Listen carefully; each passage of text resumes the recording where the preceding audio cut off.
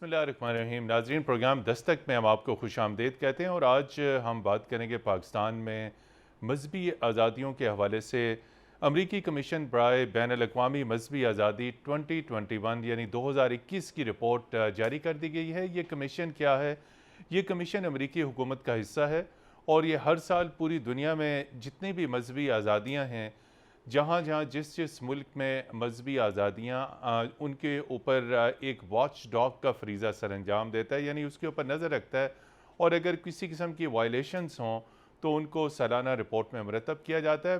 पाकिस्तान को इस अमरीकी कमीशन की रिपोर्ट में तशवीश वाले ममालिक की फहरिस्त में डाला गया और इसके साथ साथ एक इंतहाई लिस्ट भी शामिल की गई है जिसमें बाज़ दीगर ममालिक को भी शामिल किया गया। लेकिन पाकिस्तान को ख़ास तौर पर क्यों टारगेट किया जाता है? हालांकि पाकिस्तान में मजहबी आज़ादियों की खिलाफ वर्जियों का अगर हम ट्रैक रिकॉर्ड देखें तो वो इतना ज़्यादा नहीं है जो भारत के अंदर हम देखते हैं, जो दीगर ममालिक के अंदर हम देखते हैं। तो आज हम पाकिस्तान में मजहबी आज़ादियों की एक्चुअल सूरत हाल क्या है, इस पर हम बात करेंगे। इस रिपोर्ट के कॉन्टेक्स्ट में, इस रिपोर्ट के तनाज़र में हमारे साथ स्टूडियोज़ में मौजूद है नवीद आमिर जीवा साहब, पाकिस्तान पीपल्स पार्टी से इनका ताल्लुक़ है और रुकन कौमी असम्बली हैं। इनके साथ तशरीफ़ रखते हैं रमेश सिंह अरोड़ा साहब, पाकिस्तान मुस्लिम लीग नून के अक़लियती रुकन सूबाई असम्बली हैं। आपका भी बहुत शुक्रिया। और स्काइप पर हमारे साथ मौजूद हैं पाकिस्तान तहरीक इंसाफ के अक़लियती रुकन कौमी असम्बली लाल चंद साहब। तो नवीद आमिर जीवा साहब, अमरीकी कमीशन बराए बैन अल-अक़वामी मजहबी आज़ादी की रिपोर्ट जारी कर दी गई है। हर साल पाकिस्तान के बारे में तशवीश का इज़हार किया जाता है। पाकिस्तानी वज़ारत ख़ारिजा ने इस रिपोर्ट को यकसर मुस्तरद किया और कहा है कि पाकिस्तान को ख़ास तौर पर निशाना बनाया जा रहा है। मजहबी आज़ादियों के हवाले से दफ्तर ख़ारिजा का ये कहना था कि पाकिस्तान ने मुतअद्दिद इक़दामात किए हैं अक़लियतों के हकूक़ के तहफ़्फ़ुज़ के लिए और उनकी मजहबी आज़ादियों के तहफ़्फ़ुज़ के लिए। लेकिन अमेरिका की रिपोर्ट पाकिस्तान ने एक तो उसे मुस्तरद किया, दूसरा इसे मुबालगा आराई पर करार दिया। अब पाकिस्तान में हकीकी तौर पर मजहबी आज़ादियाँ किस नुक्ते नज़र से देखते हैं कि पाकिस्तान में कोई वाकई बहुत तशवीश वाली बात है जैसे अमरीकी कमीशन की रिपोर्ट कह रही है? देखिए, सबसे पहले तो मैं ये समझता हूँ कि हम अमेरिकन रिपोर्ट हो या यूरोपीय यूनियन में वो जो एक रेजोल्यूशन माइनॉरिटीज़ की सिचुएशन के हवाले से हुई है, हमें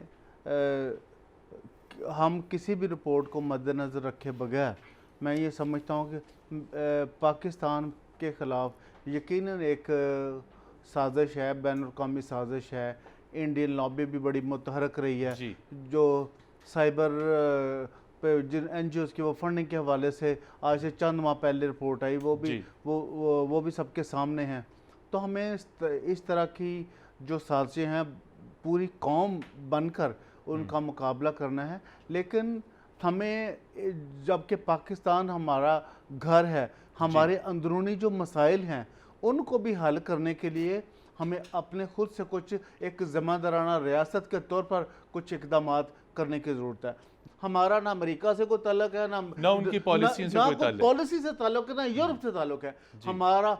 देखें, आप थोड़ा सा जो वो रिफ़्रेश करें तहरीक पाकिस्तान, कायद आज़म के साथ मिलकर जो है तमाम माइनॉरिटीज़ ने कितना कंट्रीब्यूट किया, एक परचम तले इकट्ठे थे। बल्कि मैं आपको एक रेफरेंस देने हूँ कि जब तकसीम पंजाब थी तो रेजोल्यूशन असेंबली में ये पेश हुई कि जनाब पंजाब को इसका हिस्सा होना चाहिए पाकिस्तान का या नहीं होना चाहिए।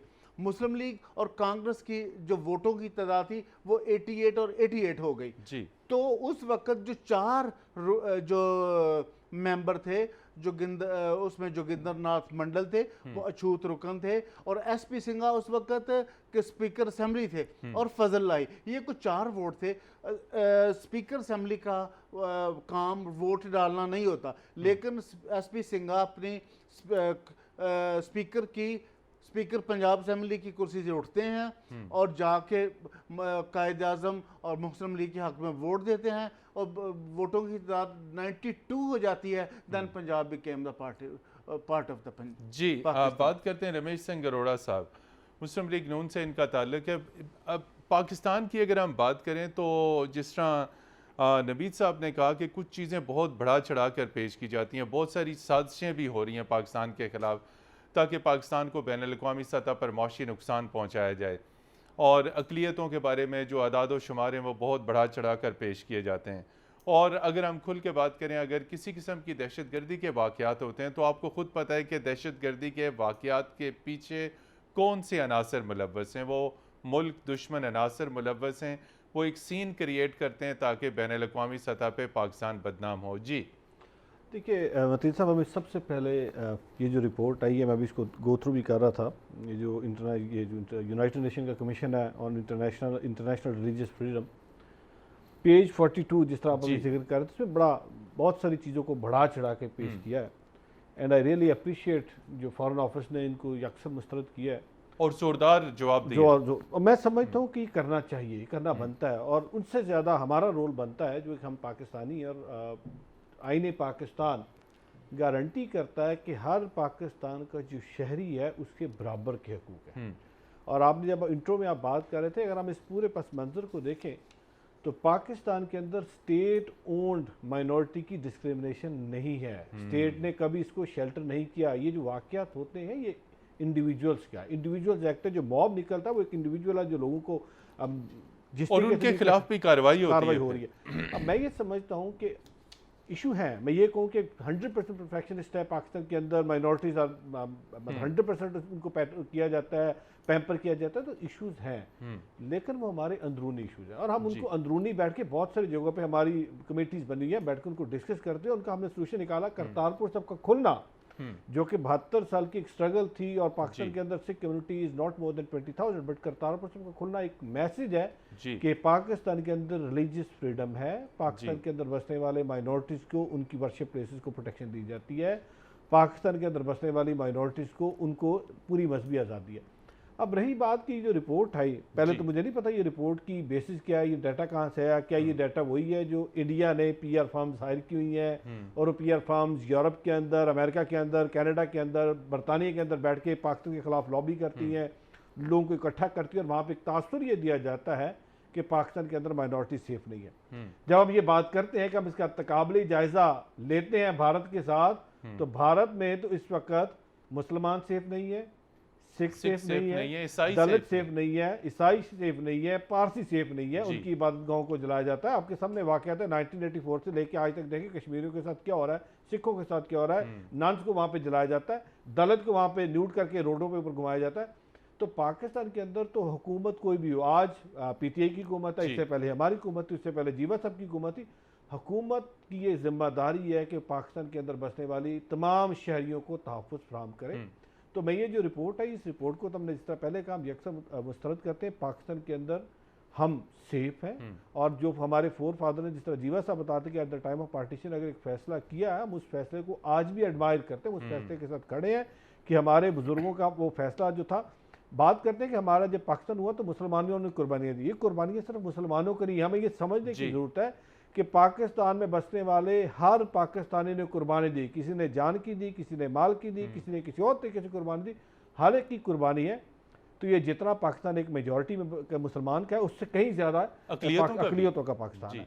तो हम यहाँ पे अपने को बड़ा और ख़ासकर जो सिख कम्युनिटी की बात करते हैं, हमारा तो मक्का और मदीना यहाँ पे है, गुरु नानक साहब की जाए पैदाइश यहाँ पे है, गुरु नानक साहब की आखिरी आराम गाह यहाँ पर। पाकिस्तान के अंदर सिखों को बड़ा प्यार और तहफ़्फ़ुज़ दिया जाता है। और ये जो वाक़यात हो रहे हैं, ख़ासकर क्योंकि इसमें दो चीज़ें मैं भी नोट कर रहा था, जब माइनॉरिटीज़ की बात आ रही है, फोर्स कन्वर्जन के हवाले से बहुत ज़्यादा हो चीज़ें। हमें इस चीज़ को अंडरस्टैंड करना चाहिए कि फोर्स कन्वर्जन को कभी भी स्टेट ने स्पॉन्सर नहीं किया, स्टेट ने उसको कभी सपोर्ट नहीं किया। ये वाक़यात हैं जो होते हैं, लेकिन मैं ये कहूँ कि मतलब नहीं होते, वाक़यात हैं। हुकूमत वक्त की ये जिम्मेदारी है कि अगर कहीं पे किसी को ज़बरदस्ती, देखिए अगर लड़की या लड़का अपनी मर्जी से जाता और किसी के साथ शादी करता तो उसको तो लॉ भी कोर्ट मैरिज कर लेते हैं। लेकिन यहाँ पे ज़्यादा जो तहफ़्फ़ुज़ है, अगर ये तहफ़्फ़ुज़ है वालिदैन की तरफ से, लड़की के वालिदैन की तरफ से आता है कि उनके ऊपर प्रेशर डाला जाता है, दबाव डाला जाता है, तो हुकूमत वक्त की जिम्मेदारी है कि अगर वालिदैन की तरफ से ऐसी बात की जाती है तो उनको एश्योरेंस दिलवाएं कि आपको तहफ़्फ़ुज़ फराहम किया जाएगा, अगर और इंसाफ मिलेगा। और मैं आपको एक बात बताऊँ, बहुत सारे ऐसे केसेस हम हाईलाइट करते हैं जहाँ पे कहा जाता है कि ज़बरदस्ती मुसलमान किया गया या ज़बरदस्ती शादी की। हसनाबाद के अंदर मेरी आंखों देखा वाक़या 4-5 जी। महीने पहले वाक़या है कि बच्ची घर से जाती है, अपनी रजामंदी से, अपनी मर्ज़ी से जाती है। जब बच्ची को 5 दिन बाद दोबारा बुला के पूछा जाता है कि बेटा आप जाना चाहती हो, तो बच्ची कोर्ट के अंदर कहती है नहीं मैं नहीं जाना चाहती, and now she is back. Now she is she back. Is back. तो अगर कोई ये कहे कि नहीं पाकिस्तान के अंदर, और उसको जब ये हुआ वाक़या, तो वो जो स्लीपर सेल मौजूद है with in the country, outside the country, जो पाकिस्तान के इमेज डिस्ट्रॉय करते हैं, जो जी। पाकिस्तान का ट्रू इमेज है उसको डिस्ट्रॉय करने की कोशिश करते हैं, उन्होंने अपना रोल प्ले करने की कोशिश की कि किसी तरीके से बच्ची के वालिदैन रोड्स में आए, निकले, प्रोटेस्ट करें। तो जब बच्ची के वालिदैन को ये एश्योरेंस मिली कि अगर बच्ची ने ये कहा कि मैं वापस आना चाहती हूँ तो बच्ची आपको मिलेगी, और आज वो बच्ची अपने माँ बाप के साथ है। जी। तो ये ऐसी चीज़ें हैं पाकिस्तान के अंदर। और सबसे बड़ी बात, स्टेट है, गवर्नमेंट है, वो प्रोटेक्शन देती है। जी। मैं सलूट करता हूँ अवाम का, जो पाकिस्तान की अवाम है। अगर पाकिस्तान की अवाम हमारे साथ खड़ी ना हो, अगर वो हमें तहफ़्फ़ुज़ ना दे, तो शायद स्टेट भी बेबस हो जाए, हुकूमत भी बेबस हो जाए तहफ़्फ़ुज़ देने में। नेशन सपोर्ट है, ये पूरी सारी कौम नेशन की आज सपोर्ट देखें, है आपके आज साथ। हम सारे मिलके रमज़ान शरीफ का महीना हम इकट्ठे मना रहे हैं, ईद हम इकट्ठे सेलिब्रेट करेंगे, वाह। क्रिसमस हम सारे इकट्ठे सेलिब्रेट करते हैं, गुरु नानक देव जी का जन्मदिन इकट्ठे सेलिब्रेट करते हैं, 12 रबीउल अव्वल हम इकट्ठे सेलिब्रेट करते हैं, दिवाली सेलिब्रेट करते हैं।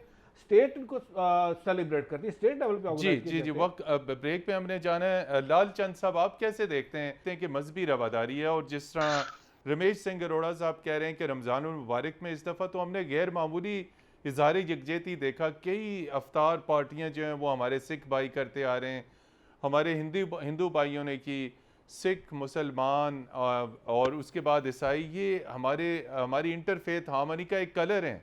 लेकिन मुबालगा राई की जाती है, हमारे एंटी पाकिस्तान एलिमेंट्स हैं जो हमेशा इस कोशिश में होते हैं कि पाकिस्तान की पिक्चर मनफी एतबार से हाईलाइट की जाए, वाक़यात क्रिएट किए जाते हैं। जी लालचंद साहब। जी शुक्रिया कि आपने इस अहम मौजू पे जो है आज प्रोग्राम किया है। देखें, पाकिस्तान एक मल्टी जो है religious, multi national, multi cultural country है। यहाँ पे मुख्तलिफ वज़ाइफ से ताल्लुक़ रखने वाले लोग बसते हैं और बड़े प्यार और मोहब्बत से रहते हैं। जैसे आपने अभी कहा एंटी जो पाकिस्तान एलिमेंट्स, अब एंटी पाकिस्तान एलिमेंट्स कुछ इस तरह से है, को पाकिस्तान से बाहर भी है, तो जी। पाकिस्तान के अंदर भी वो एलिमेंट्स मौजूद है। पाकिस्तान तहरीक इंसाफ की हुकूमत आने के बाद आपने कुछ सीरियस एफर्ट आप देखेंगे कि इस सिलसिले में हुई है, जिसमें माइनॉरिटी राइट्स के इश्यूज पे काम हुआ है। फोर्स्ड कन्वर्जन में this is the first time कि इतने हाईएस्ट लेवल पे, यानी पार्लियामेंट से तो बड़ी चीज कोई नहीं है इस मुल्क में, उसकी पार्लियामेंट्री कमेटी बनी है। उस पार्लियामेंट्री कमेटी ने एक बिल प्रपोज किया है और वो इंशाल्लाह आप देखें कि जल्दी सेनेट में किसी वक्त पेश हो सकता है। उसमें हमने जो प्रपोजल दिया है वो ये है कि 18 ईयर्स से बिलो कोई रिलीजन तब्दील ना किया जाए, नंबर 1, एंड नंबर 2 कोई इंडिविजुअल ना करे, ये एक कोर्ट के थ्रू कोई कन्वर्जन हो। हर किसी का हक है कोई कन्वर्ट होना चाहे तो बिल्कुल हो सकता है, वो कोर्ट जाए, एक दरख्वास्त दे और उसके थ्रू कानूनी तरीकेकार हो। हाँ, किसी इंडिविजुअल को ये हक ना हो। लेकिन यकीनी तौर पे हर चीज में बेहतरी की गुंजाइश होती है। हम भारत की मिसाल देते हैं, भारत में पहले बहुत अच्छा माहौल था, मोदी गवर्नमेंट और बीजेपी गवर्नमेंट आने के बाद आपने देखा वहीं पे कई मसाइल पैदा हुए माइनॉरिटीज के लिए, इवन माइनॉरिटीज के लिए। आप यूरोप में देखें, अमेरिका में देखें, अब वहां पे हेट क्राइम्स होते हैं, सिर्फ पाकिस्तान की बात नहीं है। तो हर जगह पे दुनिया में पूरी जी हर वाक़यात जगह होते पे हैं। जी जी वाक़यात होते हैं। लालचंद साहब, आपने हमने ब्रेक लेनी है और यहाँ पर हम आप- लेते हैं एक ब्रेक के बाद आपकी खिदमत में नाजरीन फिर हाजिर होंगे, हमारे साथ रहिएगा।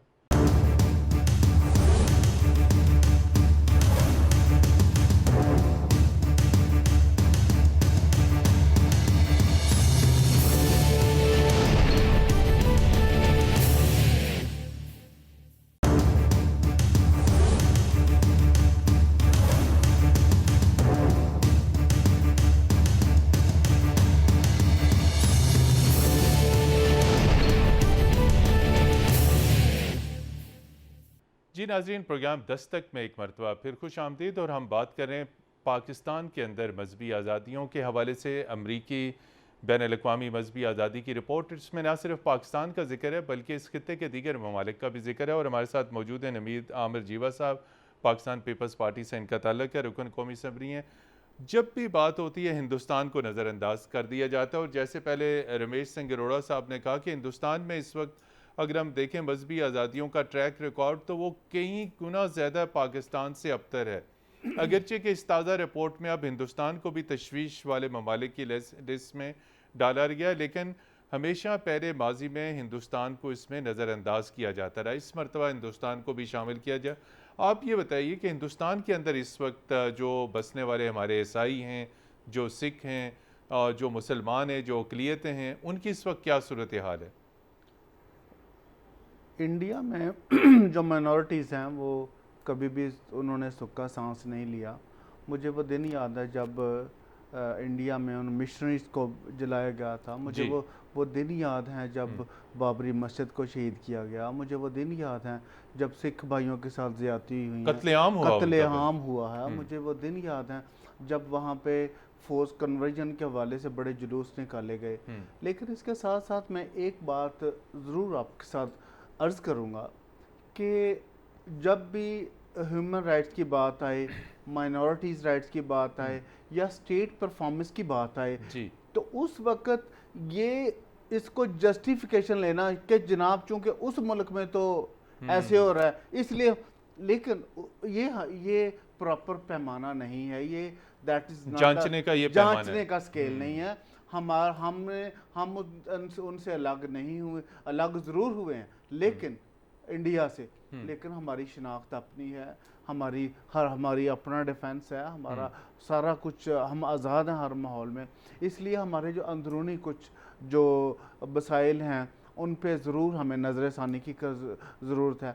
जिस तरीके से मैं आपसे अभी अर्ज़ कर रहा था कि क्या में पाकिस्तान के वक्त हमने जो सब ने मिल के काम किया, मैं सिर्फ एक मिसाल आपको देना चाहूँगा। जब पहली कानून साज असम्बली थी तो उस वक़्त उस जो असम्बली की सदारत थी वो एक अछूत रुकन असम्बली जोगिंद्रनाथ मंडल ने की थी। तो that was the concept of the Pakistan जो हमारे कायद आज़म मोहम्मद अली जिन्ना ने हमें दिया था। फिर मैं बात कर रहा था कि 91 वाले वाक़े की, तो उसमें मैं ये समझता हूँ कि पाकिस्तान की माइनॉरिटीज़ को किसी भी दूसरे मुल्क के साथ मज़हब की अकीदे की बुनियाद पर मुंसलिक करना ये गलत है। हमारा यूरोपियन कंट्रीज़ के साथ, वेस्टर्न वर्ल्ड के साथ कोई ताल्लुक नहीं। हमारा अव्वल व आखिर पाकिस्तान, हमारा जीना मरना इस धरती की हुर्मत और दिफा के साथ वाबस्ता है। अभी बात हुई मिसयूज़ के हवाले से, मुझे आपको याद है कि जब पाकिस्तान पीपल्स पार्टी की हुकूमत थी तो इस पर कमेटी फॉर्म हुई जिसकी सरबराही शहबाज भट्टी साहब ने की। तो उस वक्त पाकिस्तान पीपल्स पार्टी इस पर बाकायदा इसकी misuse of blasphemy laws को ख़त्म करने के रोकने के लिए जो है एक कमेटी फॉर्म की, जिसमें मैं ये समझता हूँ कि हमारी जमात ने बड़ा एक रोल प्ले किया है। अपने मिनॉरिटीज़ के लिए मुख्तस किया गया इस मुल्क में।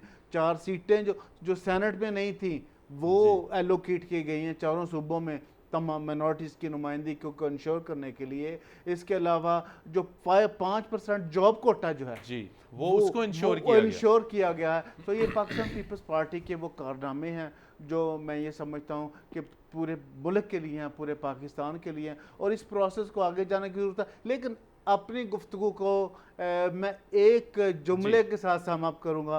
मुझे पता है टाइम शॉर्ट है। मौजूदा गवर्नमेंट में इनको कोई एक बंदा नहीं मिला कि जिसको फेडरल मिनिस्टर बना दे। इस वक्त कोई एक बंदा फेडरल कैबिनेट का कोई एक बंदा मेंबर नहीं है। हमारे ये बात करते हैं ना कि पिछले दौर में ये किया, हमारे दौर में मिनॉरिटीज डिवीजन राणा चंद्र सिंह साहब होते थे सिंध से, उसके बाद शहबाज भट्टी साहब को फुल फ्लैज फेडरल मिनिस्टर थे और जो मिनिस्ट्रीज फुल फ्लैज जो मिनॉरिटीज। तो मैं ये समझता हूँ ये करतारपुर का मेरे सिख भाई ने अरोड़ा साहब ने जिक्र किया, बहुत एहसन कदम है। लेकिन मैं ये समझता हूँ कि हमें एज ए नेशन और काम करने की ज़रूरत है। और national commission for minorities form किया गया है सुप्रीम कोर्ट के हुक्म की रोशनी में। सुप्रीम कोर्ट, लेकिन इस पर लेजिस्लेशन होनी जरूरी थी। जिस तरीके से फोर्स कन्वर्जन की कमेटी बनी उस पर ज़्यादा अच्छा होता कि ये कमीशन जो है थ्रू पार्लियामेंट इसकी फॉर्मेशन होती। रमेश सिंह अरोड़ा साहब, करतारपुर ने तो पूरी दुनिया के सिखों के दिल मोह लिए हैं बिल्कुल, और मैं ये कहूँगा कि करतारपुर के दरवाजे तो सिर्फ सिखों के लिए ना हर मज़हब और हर मकतब फ़िक्र का बंदा वहाँ पे आ रहा है। तो पाकिस्तान ने तो ये कुछ किया, लेकिन ये रिपोर्ट और ये कौन से ऐसे ग्राउंड रियलिटीज़ और ऐसे कौन से अदाद व शुमार हैं जो अच्छे तारीफ़ वाले जो चीज़ें हैं वो नज़रअंदाज कर दी जाती हैं। जहाँ कोई छोटी सी चीज़ चले, इंडिविजुअल एक्ट होंगे यकीनी तौर पे, हम ये नहीं कह सकते। पेशावर में हमारे एक सिख सहाफ़ी भाई जो हैं, उनकी फैमिली का एक पर्सनल मामला था, जो मर्डर हुआ था, उसको हिंदुस्तान ने उछाला। तो पर्सनली तो बहुत सारे मामलात होंगे, झगड़े होंगे, लेकिन उन्हें as a state policy show नहीं किया जा सकता। तो आप कैसे देखते हैं करतारपुर के कॉन्टेक्स्ट में पाकिस्तान ने तो हमेशा इन चीज़ों को एक कमिटमेंट की और फिर उस कमिटमेंट को पूरा किया। मतलब साहब देखिए, जिस तरह पहले तीनों पैनलिस्ट ने बात की और आपने भी इसका हवाला दिया, हम एक चीज़ समझने की ज़रूरत है। हम अक्सर बात करते, मैं कभी भी पाकिस्तान का भारत के साथ मुकाबला नहीं करता। इसलिए कि पाकिस्तान के अंदर, जिस तरह मैंने पहले अर्ज़ की थी कि आईने पाकिस्तान गारंटी कर रहा है तमाम पाकिस्तानियों को उनके बुनियादी हकूक़ की। भारत के अंदर जो हुकूमत आती है वो आरएसएस की आती है जी। भारत के अंदर जो हुकूमत आती है वो इस स्लोगन पे आती है कि जब हम हुकूमत में आएंगे तो हम मुसलमानों को यहाँ पे हिंदुवाता को प्रमोट करेंगे। इसलिए भारत एक स्लोगन के साथ, एक एजेंडे के साथ, इसलिए उनका कोई मुकाबले जायजा नहीं है। और पाकिस्तान जो सिखों के साथ हुआ, बाकी के साथ हुआ, सबके सामने। अब आते हैं पाकिस्तान पे। जिस तरह अभी लालचंद साहब ने बात की थी कि पाकिस्तान एक बड़ा डाइवर्स कंट्री है, हमें ये इस खित्ते को अंडरस्टैंड करने की जरूरत है कि यहाँ पे बुद्धा की तहजीब है, यहाँ पे गंधारा तहजीब है, यहाँ पे सिखों की फाउंडेशन पाकिस्तान के अंदर है, यहाँ पे हिंदुओं के बहुत सारे मजहबी वो इबादत गाहें हैं, इस तरीके से बाकी हुआ। तो हमें पाकिस्तान के अंदर प्रमोट करना है टॉलरेंस को। 1 मिनट है ब्रेक में जाने में। और लालचंद साहब, टॉलरेंस कैसे प्रमोट हो सकती है? बैनुल मज़ाहिब हमांगी और बर्दाश्त जो है, ये मुझे आपने इसके बाद टाइम देना, फिर मैं बात जी बिल्कुल। जी देखिए, जहाँ तक टॉलरेंस का है, ये पाकिस्तान में आप देखें कि 1947 से लेके अब तक हम सिंध में रहते हैं और सिंधी हैं, और यहाँ के जो हमारे लोग हैं वो बहुत बड़े उनमें टॉलरेंस है। हम यहाँ से मोहब्बत से रहते हैं, हम ईद, दिवाली, होलियाँ एक साथ मनाते हैं। It did exist.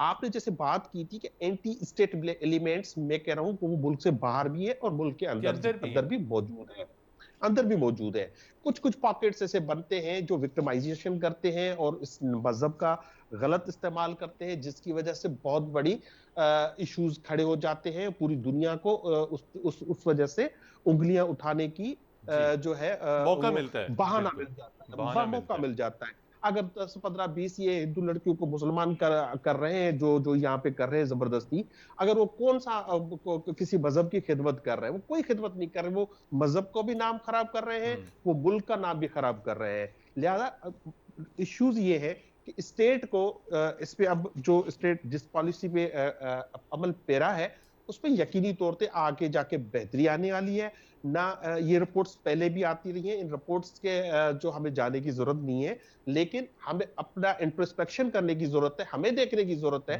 कि हमें कहाँ बेहतरी लानी है। जी बिल्कुल, हमें कहाँ पे बेहतरी लानी है, आखिरी सेगमेंट में इस पे बात करेंगे कि वे फॉरवर्ड क्या है। यहाँ पर लेते हैं एक ब्रेक के बाद आपकी खिदमत में हाजिर होंगे, हमारे साथ रहिएगा।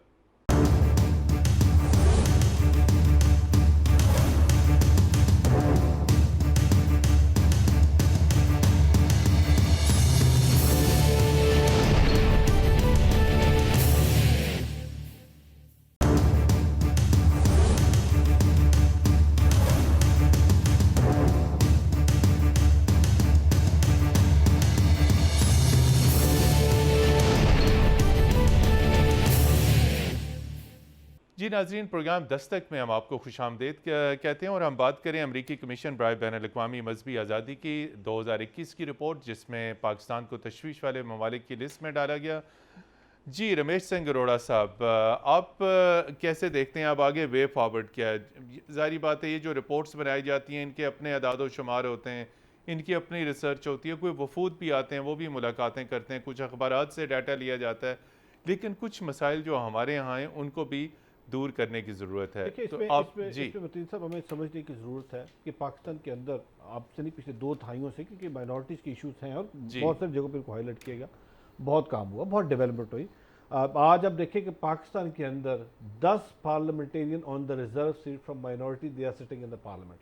जो पहले नहीं होता नहीं था। थे। 10 सेनेट के अक़लियती अंदर पार्लियामेंट के अंदर इस वक्त पार्लियामेंट के अपने रिजर्व मेंबर्स बैठे हैं। इस तरीके से जो हमारी असेंबली जब वहाँ मौजूद है, इसका मतलब यहाँ पे माइनॉरिटीज़ को एक तहफ़्फ़ुज़ फराहम करने की कोशिश की जाती है। उनको ये एहसास दिलाया जाता है कि ऊपर जो हमारे ईमान है वहाँ तक आपके लोगों की रसाई है, बैठ के माइनॉरिटी राइट्स की बात करते हैं। लाइकवाइज 5% जॉब का कोटा, और एक जो बहुत बड़ा क्रेडिट पाकिस्तान को जाता है, हमारी हुकूमत जब 2018 में थी, हमने पंजाब असम्बली के अंदर सिख मैरिज एक्ट पास करवाया। बहुत बड़ी पेशरफ्त थी। और पाकिस्तान दुनिया के अंदर पहला मुल्क है जहाँ पे सिख मैरिज एक्ट 2018 में, मार्च 2018 में हमने पास करवाया और पहला मुल्क बना। लाइकवाइज करतारपुर साहिब की ओपनिंग बहुत बड़ा एक माइलस्टोन है। लेकिन मैं ये समझता हूँ ये स्टेप्स जो हैं ये कंट्रीब्यूट करेंगे टुवर्ड्स, हम जब माइनॉरिटी की बात करते हैं प्रोटेक्शन की, हमें इस वक्त पाकिस्तान के अंदर अदम बर्दाश्त जो है ना, उसको हमें इस वक्त किस तरीके से उसको करना है कि पाकिस्तान के अंदर हम टॉलरेंस, और मैं तो इससे आगे की बात करता हूँ टॉलरेंस को एक्सेप्टेंस, और फिर एक्सेप्टेंस को रिस्पेक्ट की बात करता हूँ। हमें लोगों के अंदर ये लेके आना, पैदा करना है कि लोग अपने रवैयों में तब्दीली लेके आए। जब तक रवैयों में तब्दीली नहीं आएगी और ये नहीं समझेगी कि पाकिस्तान एक डाइवर्स कंट्री है जहाँ पे मुख्तलिफ मज़ाहिब के लोग रहते हैं, शायद हमारी ये एफर्ट उस तरीके से कारगर नहीं होगी। इस तरीके की बहुत सारी रिपोर्ट्स और वो लोग जिनके अपने वेस्टेड इंटरेस्ट हैं, जो पाकिस्तान को कभी भी एक स्टेबल कंट्री, एक मुस्तहकम और एक स्ट्रॉन्ग मुल्क नहीं देखना चाहते, वो इस तरह का रोल प्ले करेंगे। मैं समझता हूँ 3 बुनियादी नुक्ते हैं जिनको देखने की जरूरत है।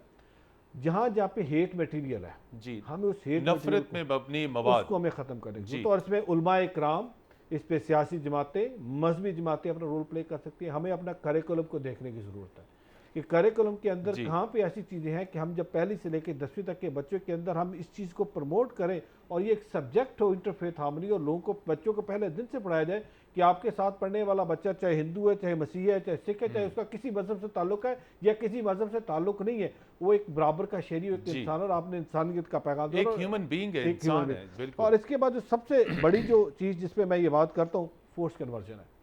फोर्स कन्वर्जन, जिस तरह लालचंद साहब बात कर रहे थे कि इस वक्त अगर एक सेगमेंट में भी, और वो इंडिविजुअल एक्ट है, उस इंडिविजुअल एक्ट की वजह से अगर स्टेट के ऊपर इस तरह की रिपोर्ट्स आके स्टेट बदनाम हो रही है, तो इस वक्त हुकूमत की मशीनरी को they should put there foot down, और ऐसे इंडिविजुअल्स को इसको किस तरीके से रोकते हैं, हुकूमत वक्त का काम है।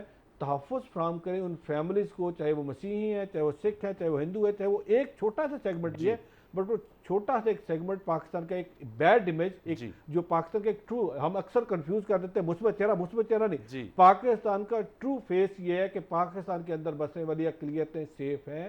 हुकूमत वक्त रियासत पाकिस्तान अपनी माइनॉरिटीज़ को प्रोटेक्शन देने की पूरी कोशिश करती है, और इस वक्त हम अगर 3 मुख्तलिफ मज़ाहिब से बैठ के लोग ये बात करें तो इसका मतलब चीज़ें सही समझ पे जा रही है, बट हमें जो छोटी मोटे इश्यूज़ हैं उनको हमें हल करना ज़रूरी है। जी नवीद आमिर जीवा साहब, आगे वे फॉरवर्ड आप कैसे देखते हैं? चूँकि पाकिस्तान ने रहना है, अक़लियतों ने सब ने मिल के रहना है, ईसाई हमारी जो कम्यूनिटी है उसके ऊपर भी बहुत ज़िम्मेदारी आयद होती है आजकल के जो हालात हैं जिसका हम पहले ज़िक्र कर चुके हैं। और यकीनी तौर पे जिस तरह लालचंद साहब ने भी कहा कि तहम्मुल, बर्दाश्त और इन चीज़ों को भी प्रमोट करने की ज़रूरत है। इस चीज़ की भी ज़रूरत है कि किसी भी कानून का गलत इस्तेमाल ना हो। तो आगे हमें इन चीज़ों को कैसे यकीनी बनाना है ताकि पाकिस्तान के अंदर एक इंतहाई पुरअमन और हमागी पर मबनी एक माहौल पैदा हो। वो किसी ने कहा ना कि रियासत होगी माँ के जैसी। जी, रियासत होगी माँ के जैसी। तो मेरा जो तसव्वुर रियासत है वो यही है। तो मैं ये समझता हूँ कि बतौर पाकिस्तान हमने तमाम जो मजहबी अक़लियतें हैं, जो पिछड़े हुए तबके हैं, मज़दूर हैं, ख़वातीन हैं, उसके हवाले से काफ़ी ज़्यादा हमने काम किया है। लेकिन अगर हम ये कहें कि वी हैव डन एवरीथिंग, तो ये स्टेटमेंट जो है मुबालगा राय पे मबनी होगी। हमें कुछ और बतौर इश्यूज हैं, बिल्कुल ग्रे एरियाज हैं। बतौर एक नेशन हमें इन लूप होल्स को, हमें इन गैप्स को फिल करने की ज़रूरत है। जैसे अभी बात हुई फोर्स कन्वर्जन के हवाले से, फोर्स कन्वर्जन जिस तरीके से सिंध में है, पंजाब में हमारी जो क्रिश्चियन बच्चियां हैं, गुज़श्ता महीनों में, गुज़श्ता सालों में बड़े वाक़यात हुए हैं। इस पे कमेटी बनी, उस कमेटी का मैं भी मेंबर था। सेनेट और नेशनल असेंबली के जो सेनेटर्स और जो थे MNAs थे, उन पे मुश्तमिल ये कमेटी बनी। और अभी लालचंद माली साहब फरमा रहे थे, अभी ये बिल जो गवर्नमेंट की तरफ से आ रहा है ये जल्द मंजूर भी हो जाएगा, और खुदा करे कि जल्दी हो जाए, हम एक कदम आगे जाएंगे। जी बिल्कुल, वक्त कम है। लालचंद साहब, आप कैसे देखते हैं पाकिस्तान का मुस्तकबिल मजहबी अक़लियतों के हकूक़ के हवाले से कैसे एक पुरअमन हमआहंगी पे मबनी पाकिस्तानी माशरा तश्कील दिया जा सकता है, और है बल्कि ये एग्जिस्ट करता है, लेकिन बाज़ चीज़ें मुबालगा आराई के साथ पेश की जाती हैं, लेकिन कुछ ग्रे एरियाज़ मौजूद हैं जिन्हें हमें एड्रेस करने की ज़रूरत है। जी बिल्कुल, देखिए हर पाकिस्तानी ये चाहता है कि पाकिस्तान प्रोग्रेस करे, पाकिस्तान में खुशहाली आए, पाकिस्तान में अमन हो, पाकिस्तान में मोहब्बत हो, पाकिस्तान में भाईचारा हो। उसके लिए कोई बड़ा काम करने की जरूरत नहीं है, बस एक काम करने की जरूरत है जो बानी पाकिस्तान कायद-ए-आज़म मोहम्मद अली जिन्ना ने अक़लियतों के बारे में उनके जो फरमुदात हैं उसको लेटर एंड स्पीड उसको इम्प्लीमेंट करने की हमें ज़रूरत है, और हम चाहिए कि हमने जो उस रास्ते से हम कुछ टाइम के लिए जमहूरियत परवान ना चढ़ी सकी और हट गए, तो वो ठीक हो जाना चाहिए। हमें उस कायदे-ए-आज़म को उस पे होना चाहिए, और पॉलिटिकल पार्टीज जो है उनको अक़लियत के इश्यूज को जो है थोड़ा हाईलाइट भी करना चाहिए और उस पर डिस्कशंस भी करना चाहिए। आपने देखा कई दफा डिस्कशंस हुई भी हैं। आपने इस्लामाबाद में मंदिर के हवाले से आपने देखा, राम मंदिर जो बनने जा रहा है उसके हवाले से भी पार्लियामेंट ने डिस्कस किया है। वहां पे भी जगह हिंदू कम्युनिटी को एलोकेट हो गई है, वहां पे जगह क्रिश्चियन कम्युनिटी को भी एलोकेट हो गई है, डिफरेंट माइनॉरिटीज को वहां पे एलोकेट हो गई है। जहां तक सिलेबस, अच्छा मैं ये जरूर कहूंगा कि जो माइनॉरिटीज है खास तौर पे पाकिस्तान में, उनसे कि जब इलेक्शंस आते हैं तो आप ऐसे ही जो है ना वोट ना दे दिया करें। आप अपना वोट देते वक्त अपने जो उम्मीदवार हैं उनसे बात किया करें कि आपके इश्यूज हैं क्या। आप बात ही नहीं करते, आप वोट दे देते और आखिर में आंसू बहाते रहते हैं। तो ये तरीका आपको बदलना होगा। पाकिस्तान प्रोग्रेस कर रहा है। आप देखें कि जो नेशनल सिंगल जो यूनिफॉर्म करिकुलम बना है अभी, उसमें भी जो है माइनॉरिटीज के बच्चों के लिए प्राइमरी लेवल पे उनके अकायद के मुताबिक, उनके मजहब के मुताबिक एजुकेशन देने का जो है उसमें प्रोग्राम शामिल कर दिया गया है। तो इस तरह से पाकिस्तान प्रोग्रेस कर रहा है और डेफिनेटली इसमें कोई शक नहीं है। पाकिस्तान तहरीक इंसाफ की हुकूमत ने ये पार्लियामेंट्री कमेटी भी बनाई, मैंने जैसे आपको बताया, आसिया बीबी के केस को भी हैंडल किया। करक में अगर मंदिर पे हमला हुआ तो मंदिर बनवा भी रही है और जिम्मेदारों को कैफरे किरदार तक भी पहुंचाया। बिल्कुल नाजरीन, अगर हम देखें तो कायदे-ए-आज़म मोहम्मद अली जिन्ना के फरमुदात बिल्कुल वाज़ेह हैं, जिसमें अक़लियतों के बारे में जो बानी पाकिस्तान कायदे-ए-आज़म मोहम्मद अली जिन्ना के फरमुदात हैं, अगर हम उनको मद्देनज़र रखें तो पाकिस्तान में बसने वाली तमाम अक़लियतों को किसी किस्म का कोई इशू दरपेश नहीं होगा, उनके हकूक़ महफूज होंगे और पाकिस्तानी माशरा बानी पाकिस्तान कायदे-ए-आज़म मोहम्मद अली जिन्ना रहमतुल्लाह अलैह के फरमुदात की रोशनी में हमआहंगी पर मबनी एक बेहतरीन माशरा बन सकेगा, जिसके लिए ज़रूरी है कि पूरी पाकिस्तान की कौम के अंदर टॉलरेंस हो, सब्र हो, तहम्मुल हो, बर्दाश्त हो, इंतहा पसंदी किसी भी किस्म की हो, उसकी हमें हौसला शिकनी करनी है। हमारे साथ मौजूद थे रमेश सिंह गरोड़ा साहब, नवीद आमिर जीवा साहब, और स्काइप पे हमारे साथ मौजूद थे लाल चंद साहब, जिनका ताल्लुक पाकिस्तान तहरीक इंसाफ के साथ है। आप तीनों हज़रात का बहुत शुक्रिया। प्रोग्राम दस्तक की टीम को इजाज़त दीजिए। खुदा हाफिज़।